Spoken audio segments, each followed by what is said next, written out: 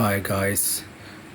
పాకిస్తాన్ మరియు భారతదేశం అంటే ఇండియా యొక్క మధ్య జరుగుతున్న ఈ వార్ ఆపరేషన్ సింధూర్ అనేది ఆగిపోయినట్లు, తాత్కాలికంగా ఆగిపోయినట్లు, కాల్పుల విరమణ సీజ్ ఫైర్ జరిగినట్టు మనకు తెలుస్తుంది.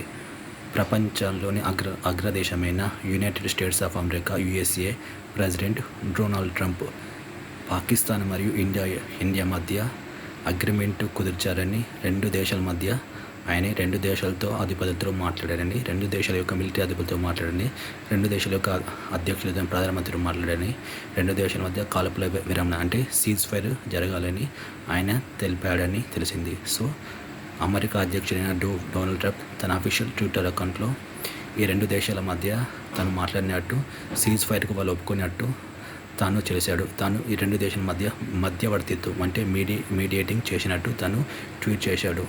దాని ద్వారా పాకిస్తాన్ మరియు ఇండియా మధ్య ఈ గత వారం రోజులుగా జరుగుతున్న ఈ కాల్పులు కానీ, ఆపరేషన్ సింధూర్ కానీ, భారత్ ఇండియా ఉన్న బార్డర్ రాష్ట్రాలైన పంజాబ్, గుజరాత్ మరియు ఈ రాష్ట్రాల్లో జరుగుతున్న ఈ కాల్పులు కానీ, ఈ సరిహద్దుల్లో జరుగుతున్న ఈ డ్రోన్ ఫైట్స్ ఇవన్నీ కానీ తాత్కాలికంగా ఆగిపోయినట్టు మనకు తెలుస్తుంది. మరి పాకిస్తాన్ కూడా ఈ సీజ్ ఫైర్కి అంగీకరిస్తుందా? అంగీకరించినట్టు తెలిసి మళ్ళీ వాళ్ళు యుద్ధం కానీ ఫైర్ కానీ చేస్తారా మనకు తెలియదు. ప్రస్తుతానికైతే యుద్ధం ఆగినట్లు తెలుస్తుంది.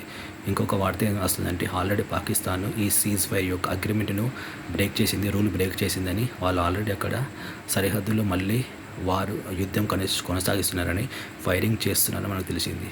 కానీ డొనాల్డ్ ట్రంప్ తన అఫీషియల్ ట్విట్టర్ అకౌంట్లో రెండు దేశాల మధ్య తాను అంగీకారం అంటే మీడియేషన్ చేశానని, రెండు దేశాలు సీజ్ ఫైర్కు అంటే కాల్పుల విరమణకు ఒప్పుకున్నాయని తను ట్వీట్ చేశాడు.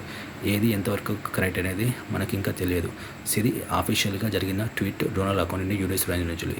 సో ప్రస్తుతానికైతే రెండు దేశాల మధ్య కాల్పుల విరమణ సీజ్ ఫైర్ జరిగినట్టు మనకు తెలుస్తుంది.